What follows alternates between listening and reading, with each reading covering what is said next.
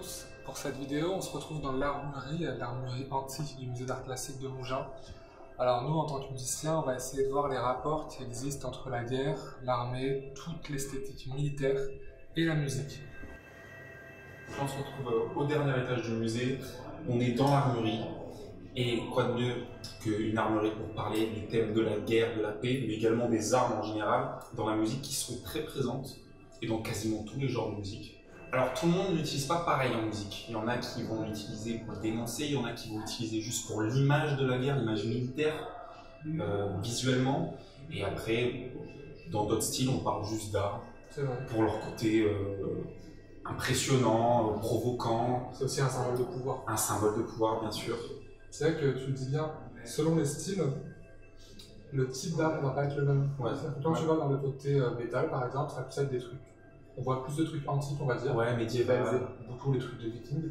Dans le rap, c'est des armes très récentes, c'est des... Oui, parce qu'elles sont liées, on va dire, à l'image... à l'image générale de la musique. Voilà.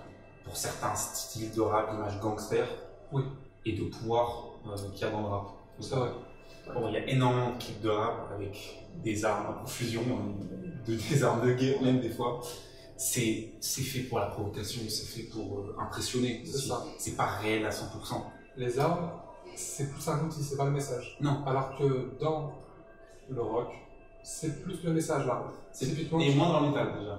Moins dans le métal. Alors tu prends des groupes comme Iron Maiden qui parlent d'Alexandre le Grand, Sabaton, Trivium, ces groupes, le thème principal c'est l'arme.